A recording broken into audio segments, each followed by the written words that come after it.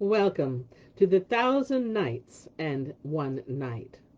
Now, when it was the 253rd night, she said, It hath reached me, O auspicious thing, that Allah al-Din said to his mother, Of a truth, all the sons of the merchants put me to shame, and said, Naught is more honorable for a merchant's son than to travel for gain. O my son, hast thou a mind to travel? Even so. And whither wilt thou go? To the city of Baghdad, for their folk make double the cost on their goods. O my son, thy father is a very rich man, and if he provide thee not with merchandise, I will supply it out of my own monies. The best favor is that which is soonest bestowed. If this kindness is to be, now is the time. So she called the slaves and sent them for cloth packers, then opening a storehouse, brought out 10 loads of stuff, which they made up into bales for him. Such was his case. But as regards his father, Shams al-Din, he looked about, and he failed to find Ala al-Din in the garden, and inquiring after him, was told that he had mounted mule and gone home. So he too mounted and followed him. Now, when he entered the house, he saw the bales ready bound, and asked what they were. Whereupon his wife told him what had chanced between Ala al-Din and the sons of the merchants. And he cried, O my son, Allah's motless sons on travel and strangerhood. Verily, Allah's apostles, whom the Lord bless and preserve, have said, It is of a man's happy fortune that he eat his daily bread in his own land. And it was said of the ancients, Leave travel, though not but for a mile. Then quoth he to his son, Say, art thou indeed resolved to travel, and wilt thou not turn back from it?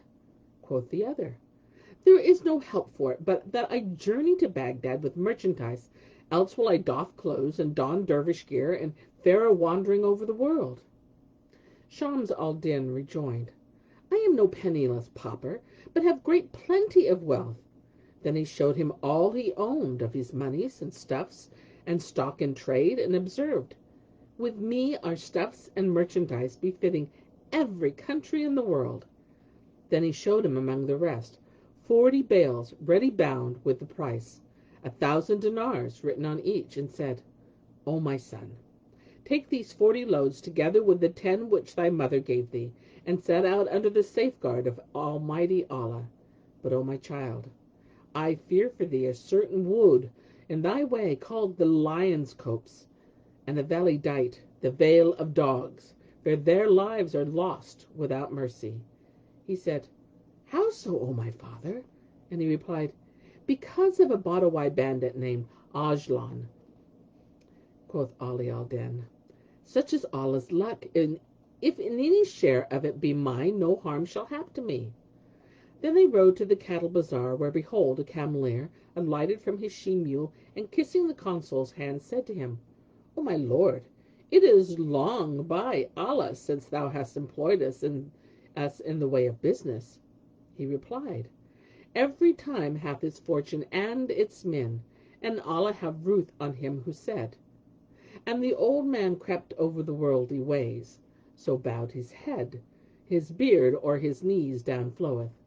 Quoth I, What gars thee so double go? Quoth he, As to me his hands he showeth. My youth is lost in the dust it lieth, and see, I bend me to find my youth. Now, when he had ended his verses, he said, O chief of the caravan, it is not I who am minded to travel, but this my son. Quoth Cameleer, Allah save him for thee. Then the consul made a contract between Ala ad-Din and the man, appointing that the youth should be to him as a son, and gave him into his charge, saying, Take these 100 gold pieces for thy people. Moreover, he brought his son 60 mules, and a lamp, and a tomb covering for the Sayyid Abd al-Kadir of Gilead, and said to him, O my son, while I am absent, this is thy sire in my stead. Whatsoever he biddeth thee, do thou obey him. So saying, he returned home with the mules and servants, that night they might make a khitmah, or prelection of the Koran, and held a festival in honor of Sheikh Abd al-Qadir al-Jilani. And when the morrow dawned, the consul gave his son 10,000 dinars, saying, O my son, when thou comest to Baghdad, if thou find stuffs easy of sale, sell them. But if they be dull, spend of these dinars. Then they loaded the mules and take leave of one another. All the wayfarers setting out on their journey marched forth from the city. For Muhammad of Balkh had ready made his own venture for Baghdad, and had moved his bales and set up his tents without the walls, saying in himself, Thou shalt not enjoy this youth but in the desert, where there is neither spy nor man plot to trouble thee. He chanced that he had in hand 1,000 dinars which he owed to the youth's father, the balance of a business transaction between them. So he went and bade farewell to the consul, who charged him, Give 1,000 dinars to my son Ala al-Din, and commended the lad to his care, saying, He is as if he were thy son. Accordingly, Ala al-Din joined company with Mahmud of Balkh, and Shahrazad perceived the dawn of the day, and ceased to say her permitted say. Now, when it was the 254th night, she said, It hath reached me, O auspicious king, that Ala al-Din joined company with Mahmud of Balkh, who before beginning the march charged the youth's cook to dress nothing for him, but himself provided him and his company with meat and drink. Now he had 4 houses, one in Cairo, another in Damascus, a third in Aleppo, and a fourth in Baghdad. So they set out and ceased not journeying over waste and wold till they drew near Damascus, when Mahmud sent his slave to Ala ad-Din, whom he found sitting and reading. He went up to him and kissed his hands, and Ala ad-Din having asked him what he wanted, he answered, My master saluteth thee, and craveth thy company to a banquet at his place. Quoth the youth, Not till I consult my father Kamal al-Din, the captain of the caravan. So he asked advice of Makadam, who said, Do not go. Then they left Damascus and journeyed on till they came to Aleppo, where Mahmud made a second entertainment, and sent to invite Ala al-Din. But he consulted the chief cameleer, who again forbade him. Then they marched from Aleppo and fared on till there remained between them and Baghdad only a single stage. Here Mahmud prepared a third feast, and sent to bid Ala al-Din to it. Kamal al-Din once more forbade his accepting it, but he said, I must needs go. So he rose, and slinging a sword over his shoulder under his clothes, repaired to the tent of Mahmud of Balkh, who came to meet him and saluted him. Then he set before him a sumptuous repast, and they ate and drank and washed hands. At last Mahmud bent towards Ala al-Din to snatch a kiss from him, but the youth received the kiss on the palm of his hand, and said to him, What wouldst thou be at? Quoth Mahmud, In very sooth I brought thee hither that I might take my pleasure with thee in this jousting ground, and we will comment upon the words of him who saith, Say, canst not come to us momentingly, like milk of Yukin of aught glistening, and eat what liketh thee of dainty Kate, and take thy due of fee and silverling, and bear whatso thou wilt without mislike, of splandling, thistling, or spanlong thing. Then Mahmud of Balkh would have laid hands on Ala al-Din to ravish him, but he rose, and bearing his brand, said to him, Shame on thy grey hairs! Hast thou no fear of Allah, and he of exceeding awe? May he have mercy on him who saith, Preserve thy hoary hairs from soil and stain, for whitest colors are the easiest stained. And when he ended his verses, he said to Mahmud of Balkh, Verily, this merchandise is a trust from Allah, and may not be sold. If I sold this property to other than thee for gold, I would sell it to thee for silver. But by Allah, O filthy villain, I will never again company with thee. No, never. Then he returned to Kamal al-Din, the guide, and said to him, Yonder man is a lewd fellow, and I will no longer consort with him, nor suffer his company by the way. He replied, O my son, did I not say to thee, Go not near him? But if we part company with him, I fear destruction for ourselves. So let us still make one caravan. But Ala al-Din cried, It may not be, and I ever again travel with him. So he loaded his beasts and journeyed onwards, he and his company, till they came to a valley where Ala al-Din would have halted.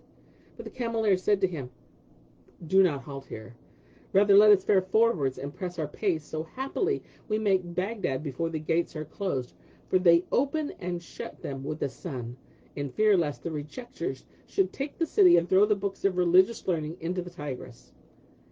But Ala al-Din replied to him, "O my father, I came not forth from home with this merchandise, or travelled hither for the sake of traffic, but to divert myself with the sight of foreign lands and folks." And he rejoined, "O my son, we fear for thee for thy goods from the wild Arabs."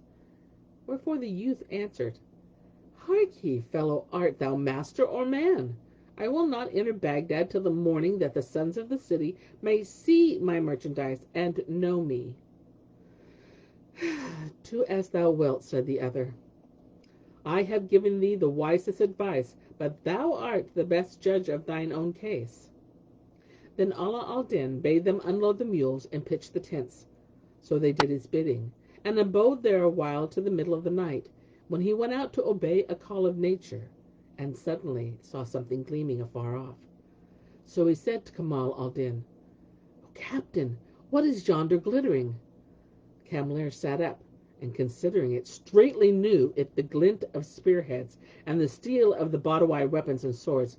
And lo and behold, this was a troop of wild Arabs under a chief called Ajlan Abu Naib, Sheikh of the Arabs. And when they neared the camp and saw the bales and baggage, they said one to the other, "O night of loot!" Now, when Kamal al-Din heard these the words, he cried, "Avaunt, O vilest of Arabs!" But Abu Nab smote him with his throw spear in the breast, that the point came out gleaming from his back, and he fell down dead at the tent doors. Then cried the water carrier, "Avaunt, O foulest of Arabs!" And one of them smote him with a sword upon the shoulder, that it issued shining from the tendons of the throat, and he also fell down dead.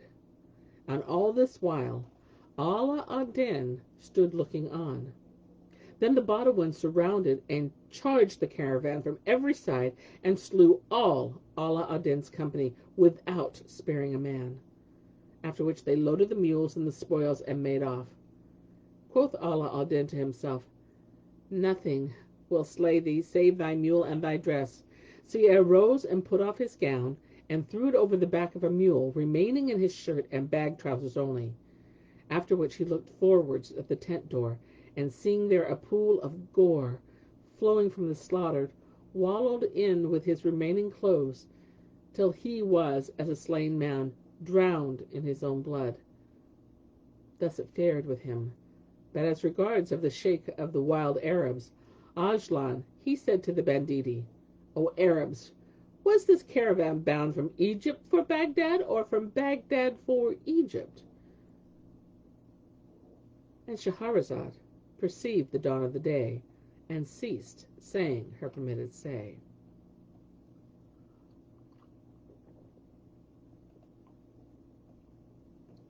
Now, when it was the 255th night, she said, "It hath reached me, O auspicious king, that when the Badawai asked his banditti, 'O Arabs, was this caravan bound from Egypt or Baghdad, or from Baghdad for Egypt?' they answered, 'Twas bound from Egypt to Baghdad.' And he said, 'Return ye to the slain, for methinks the owner of this caravan is not dead.' So they turned back to the slain, and fell to prodding and slashing them with lance and sword, till they came to Ali al-Din, who had thrown himself down among the corpses. And when they came to him, quoth they, 'Thou dost but feign thyself dead, but we will make an end of thee.' And one of the Badawai levelled his javelin, and would have plunged it into his breast, when he cried out, 'Save me, O my lord Abd al-Qadir, O saint of Gilead!' And behold, he saw a hand turn the lance away from his breast to that of Kamal al-Din, the cameleer, so that it pierced him and spared himself. Then the Arabs made off, and when Ala al-Din saw that the birds were flown with their godsend, he sat up, and finding no one, rose and set off running. But behold, Abu Naib the Badawai looked back and said to his troops, I see somewhat moving afar off, O Arabs. So one of the bandits turned back and spying Ala al-Din running, called out to him, saying, Flight shall not forward thee, and we after thee. And he smote his mare with his heels, and she hastened after him. Then Ala al-Din, seeing before him a watering tank and a cistern beside it, climbed up into a niche in the cistern, and stretching himself at full length, feigned to be asleep, and said, O gracious protector, cover me with the veil of thy protection, which not be torn away. And lo, the Badawai came up to the cistern, and standing in his stirrup irons, put out his hand to lay hold of Ala al-Din. But he said, O my lady Nafash, now is thy time. And behold, a scorpion stung the Badawai in the palm, and he cried out, saying, Help, O Arabs, I am stung! And he alighted from his mare's back. So his comrades came up to him, and mounting him again, asking, What hath befallen thee? Whereto he answered, A young scorpion stung me. So they departed with the caravan. Such was their case. But as regards Ala al-Din, he tarried in the niche, and Mahmud of Balkh bade load his beast, and fared forward till he came to the lion's corpse, where he found Ala al-Din's attendants, all lying slain. At this he rejoiced, and went on till he reached the cistern and the reservoir. Now his mule was athirst, and turned aside to drink. But when she saw Ala al-Din's shadow in the water, and shied and started, whereupon Mahmud raised his eyes, and seeing Ala al-Din lying in the niche, stripped to his shirt and bag trousers, said to him, What man this deed to thee hath dight, and left thee in this evil plight? Answered Ala al-Din, The Arabs. And Mahmud said, O my son, the mules and the baggage were thy ransom, so do thou comfort thyself with his saying, who said, He thereby man can save his head from death. His good is worth him but a slice of nail. But now, O my son, come down, and fear no hurt.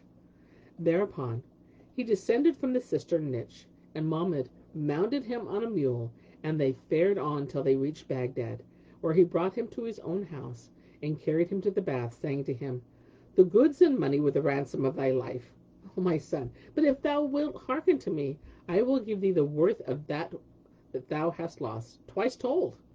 When he came out of the bath, Mahmud carried him into the saloon decorated with gold, with 4 raised floors, and bade them bring a tray with all manner of meats.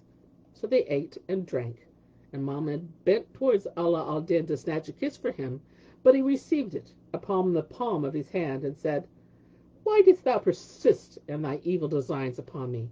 Did I not tell thee that were I wont to sell this merchandise to other than thee for gold, I would sell it to thee for silver? Quoth Mahmud, I will give thee neither merchandise, nor mule, nor clothes, save at this price, for I am gone mad for love of thee. And bless him who told us, ascribing to his sheikhs, our sheikh, Abu Billah, these words thy wont to utter, and healed the lover wands of love desire, by kiss and clip, his only cures to futter. Ala al-Din replied, Of a truth this may never be. Take back thy dress and thy mule, and open the door that I may go out. So opened the door, and Ala al-Din fared forth, and walked on with the dogs barking at his heels. And he went forward through the dark, when behold, he saw the door of a mosque standing open, and entering the vestibule, there took shelter and concealment, and suddenly a light approached him. On examining it, he saw that it came from a pair of lanthorns, borne by 2 slaves before 2 merchants. Now one was an old man of comely face, and the other a youth. And he heard the youth say to the elder, O my uncle, I conjure thee, by Allah, give me back my cousin. The old man replied, Did I not forbid thee? Many a time with the oath of divorce was always in thy mouth, as it were a holy writ.